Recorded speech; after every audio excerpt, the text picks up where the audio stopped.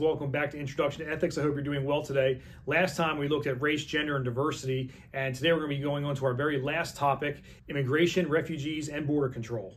Stay tuned for the PowerPoint. Chapter 16, Immigration, Refugees, and Border Control. This is our final PowerPoint lecture for this course. So we'll just move briefly through this topic here. Like we always have we have the introduction material. Immigration policy is arguably one of the most contentious discussions occurring in the United States right now. Even as I speak, we know that there is a major crisis on the border of the southern United States, down in Texas, Arizona, California area, with people crossing the border from Mexico into the United States. And so there is definitely a focal point right now and a look at what is going on in the United States when it comes to immigration. It is important to think about the issue not only politically but also morally. And that's one thing we have to consider. You know, it's kind of politically, people fall on one side or the other, or maybe some in the middle, but morally, what is the Christian supposed to do in regards to immigrants coming across the border? Christians are called to care for the poor, oppressed, and vulnerable. All humans are made in the image of God and should be treated with care and dignity. And again, that's pretty much been the recurring theme for every single ethical topic that we've talked about for the past number of weeks, looking at how man is made in the image of God and is valued and should be cared for, and that man has dignity. Now we're going to look here just quick at two definitions in regards to an immigrant and a refugee. Most people leave their country of origin for some sort of economic advancement. So that would be what immigration would be, or an immigrant would be. They're leaving their country because maybe another country can offer them some sort of economic advancement. Often coming from countries where economic advancement is not possible and the quality of life is extremely poor. So, and we've seen that in history. Many people came from Europe in the 19th century to the United States. And for example, there was one large population group that came from Ireland. The Irish came during the potato famine, and many Irish came and settled in the northeast United States. They came as immigrants because they were poor, and in that example, they were starving, and they came to the United States for advancement or better economic opportunities, and maybe they could get out of that poverty. In recent years, there's been an influx of those being forced from their countries due to war and persecution. And that's the definition of a refugee, someone that has to leave their home, not necessarily for economic advancement, but for safety, for a way to get out of harm's way if a war is coming into their country. And we've seen that in the recent past also with Syrian refugees that have been going into different countries in Europe out of Syria because of the civil war in Syria. And then even as I'm speaking now with the war in Ukraine, a lot of Ukrainians have fled Ukraine and have gone into neighboring countries, into refugee camps. So we see two different definitions here, or two different people groups and the definitions: immigrant for economic reasons and refugee for safety reasons. Legally, refugees and immigrants are treated differently, possibly due to the extent of desperation. So we do see two categories there. The categories are difficult to maintain because if somebody is living in a very poor area, and let's say in Central America, and there's danger to them in regards to being exploited or taken into human trafficking or some dangerous thing that could take place in their lives, they may flee and they may say, I'm seeking refugee status from that danger, when also they are from a very poor area and they might be able to come into the United States and have better economic advancement. So the categories, they can be difficult to maintain at times. Okay, let's look at immigration in the Bible. Contextualizing the biblical text for the current state of immigration in the United States is difficult because borders normally coincided with natural boundaries. And this is, again, look at the Bible, and we can't just take the Bible and just overlay that on the immigration policies of the United States. In the Bible, the natural boundaries were more of a line for different people groups just based on maybe a mountain range or a river. Now, we do have the Rio Grande River on the southern border, but there, if you look around the world, sometimes there's just lines drawn on a map, and that's a different country. So borders normally coincide with natural boundaries.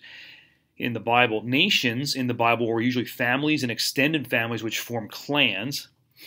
Most people were to some degree nomadic and dependent on the land. So they pretty much stuck to the land and were dependent on that land. And so they kind of stayed in their people group. When Israel did form a nation, it still was not in a set locality for the majority of its history. Its borders changed. The people were exiled. So again, they moved around. Obviously the people in exile, you can just think of it, let's say the Babylonian exile. You see that on the bottom of the screen, where even the Israelites, when the Bible talks to how they should treat immigrants or people coming into Israel, well, at different times they were also strangers and they were exiled into foreign lands. So, for example, Egypt or Babylonian exile. The Mosaic Law addresses the non-Israelite considering Israel being a nation of sojourners. So the Mosaic Law does address this, the person that's not an Israelite, and they come into Israel, and what must Israel do? How should Israel respond? Well, there on the screen, Israel must not take advantage. That's number one. They should not take advantage of the person coming into their land. They must assist the poor, and we've seen that already in the past lecture, that God cares for the poor and he wants his people to care for the poor. To treat the foreigner with the same as others within the community, and then include the foreigner in religious ceremonies. And we can look at different passages in the Bible there, how they treated the foreigner as they came in, and then especially if the foreigner was going to stay in Israel, they did have to participate in religious ceremonies.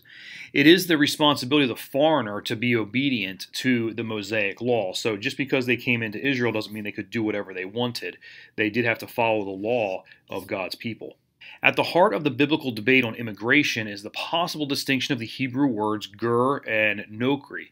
Now this is in our book, and so we have it here on this PowerPoint because it looks like there's possibly two different types of people. It seems that the terms might differentiate as related to some sort of degree of homeness with the culture or nation where one resides.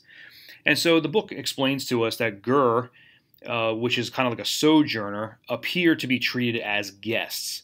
And that kind of gives us idea of that they're in Israel legally. They've come in, they're a guest. They're not going to be living there long term or anything like that. They've just come in and they're guests. So it's kind of like this idea that they're legally allowed to be in the country.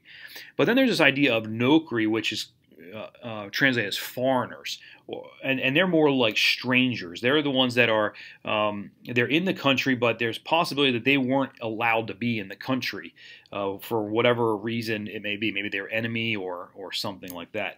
But there's this idea of kind of like a legal connotation and an illegal connotation with the words of ger or nokri.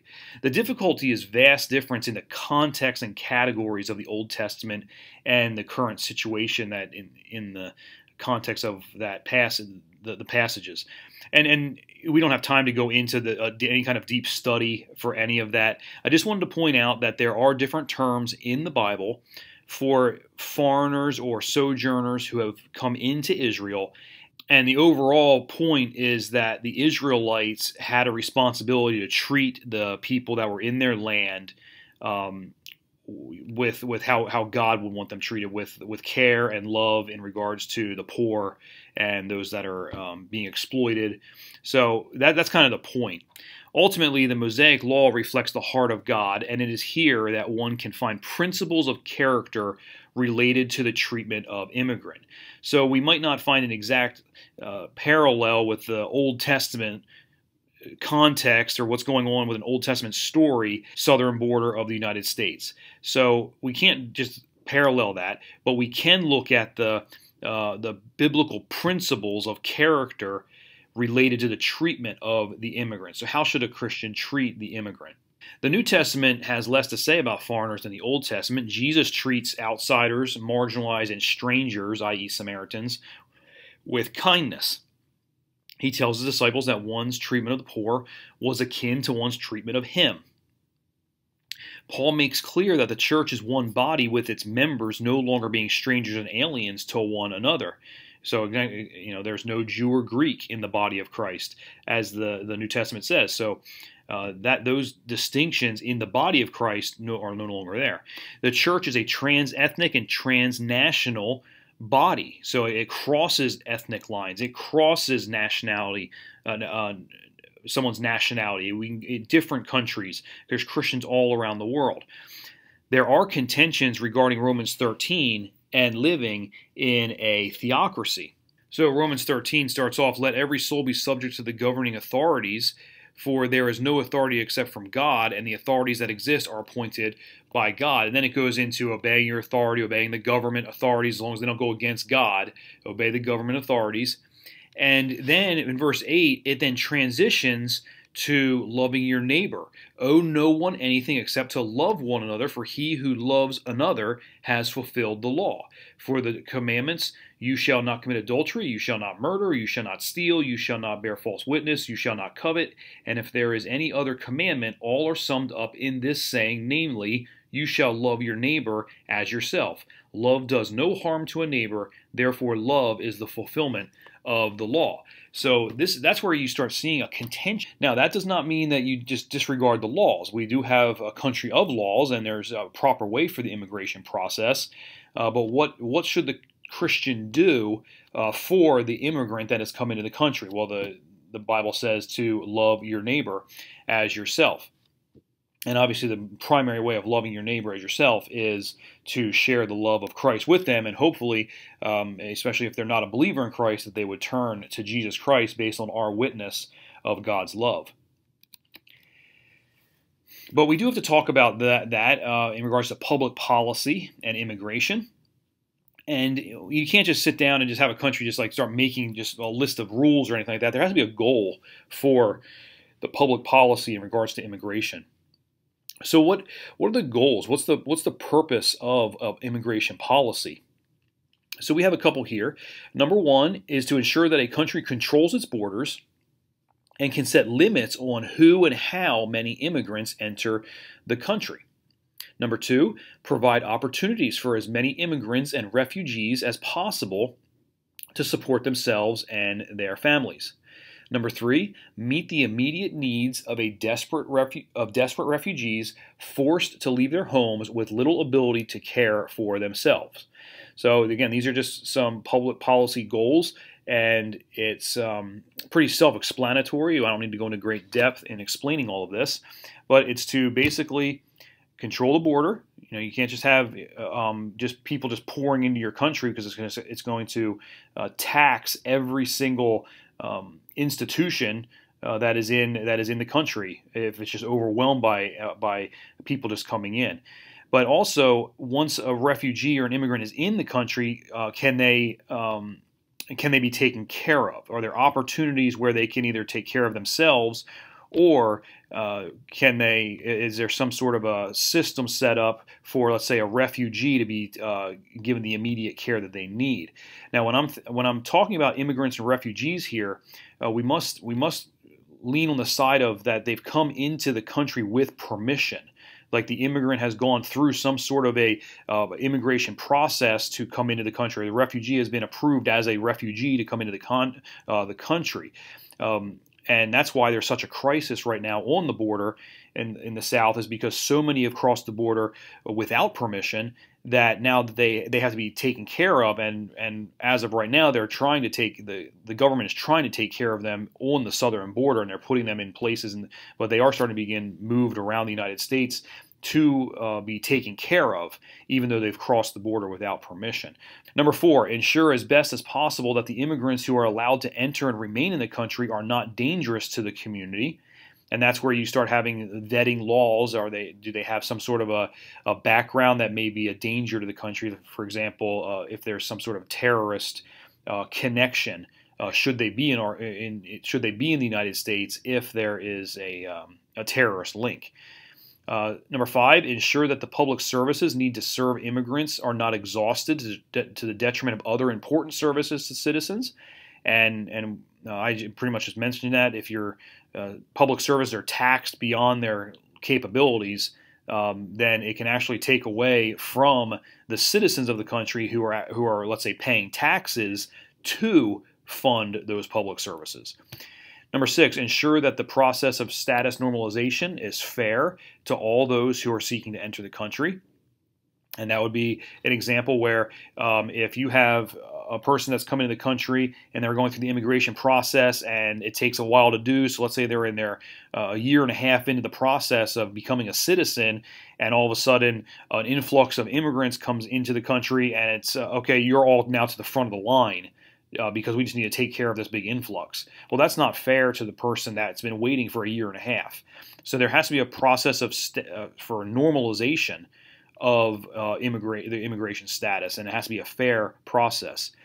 Number 7, protect the integrity of the family by keeping families intact wherever possible. Okay, but we need to look at some biblical principles now, because we do live in a broken world, and these are biblical principles for the policy that is in this broken world. So what should the Christian do? Number 1, all humans, regardless of immigration status, are made in God's image and therefore have intrinsic dignity and worth.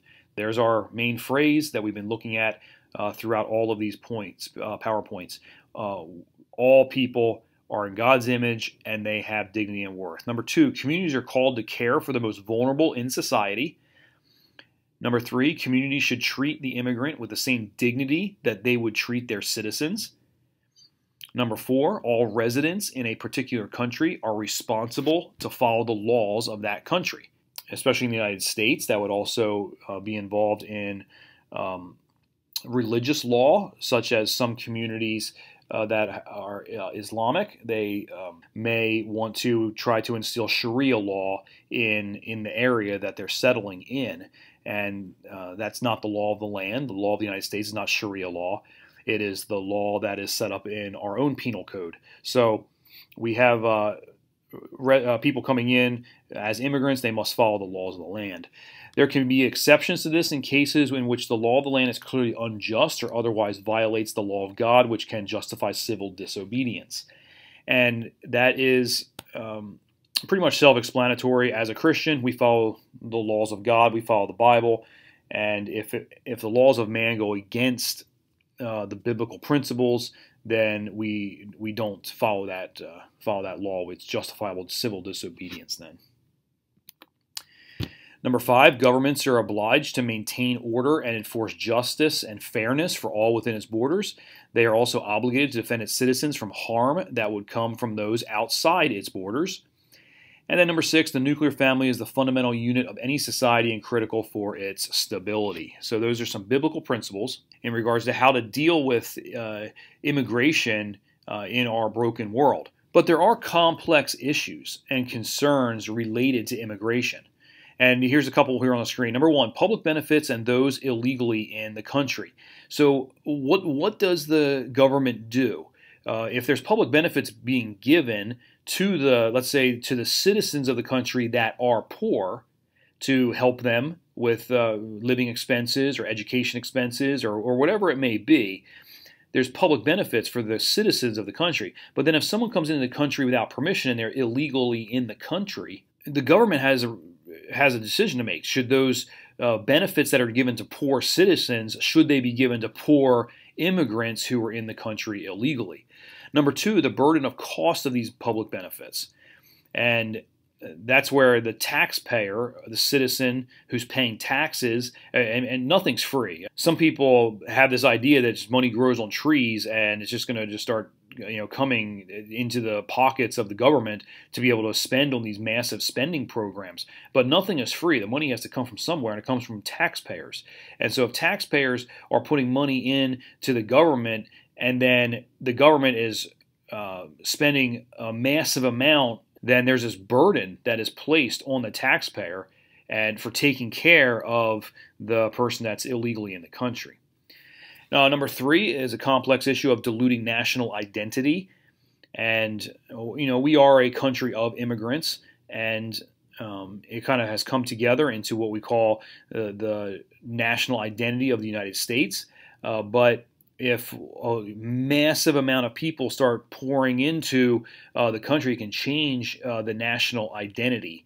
And kind of, it could make the country become and I'm not just saying just the United States, but any country, the country could start becoming more like the country that was left than adding to the identity of the new country that the person is in.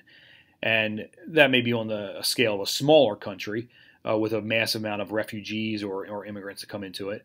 But it can dilute national identity. Number 4, what to do with those settled in the country with no incentive to become legalized. And so that's where people cross the border and they have no interest to become a citizen through any kind of process. They just want to live in the country and participate and do all the things that a citizen has the privilege to do, but they have no incentive to even become a citizen. So what does the government do with them? And then number 5, how to actually proceed with reform, where to start. And for decades, there's been talk about immigration reform and what should the country do. We have millions upon millions of people in the country illegally. Should they just pass a law and make them all citizens and start over again? And where do you even start with all of that? So it's a very complex issue. None of these issues on the screen, these 5 issues, have any kind of easy answer for anything. It's just a very complex situation. And that's why it's such an ethical dilemma for the Christian. We have these responsibilities to take care of the poor and have these responsibilities to take care of the people that are in danger. And we show the love of Christ to them. And we show the love of God to them. We love our neighbor as ourselves. We share Christ with them and we want to help them. But yet we do live in a country that has laws. And so sometimes people are like, well, they broke the law, so they need to say, get out. Well, you can't really just take if it was just one person that crossed the border, one illegal immigrant in the United States, well, maybe you can send them back to the country that they left. But when you have millions upon millions who have now established themselves, the kids are in school districts, the parents are working, whatever it may be, and they've established themselves. And then also, when a child is born in the United States, they're a citizen of the United States. And so now you have let's say a baby who is legally allowed to be in the country because they're now a citizen, but the parents may have been in the country illegally and they're not citizens. So, all of these things kind of just collide.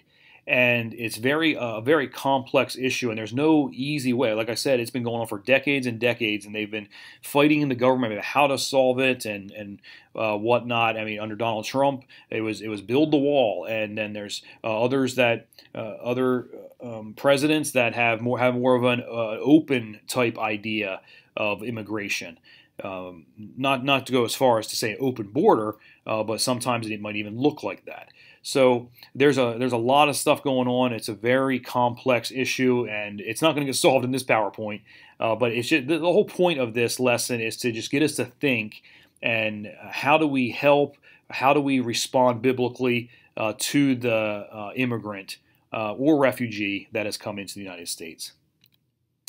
Okay, so that is it for Chapter 16. All right, class, that's it for today, and that is it for this course. We have reached the end of the semester. I do hope you enjoyed the course. I just want to say thank you for being in the class, and I hope it was beneficial. I hope you learned something, maybe came to a decision that maybe you were uncertain of in the past, but now you've come to a decision on an ethical issue.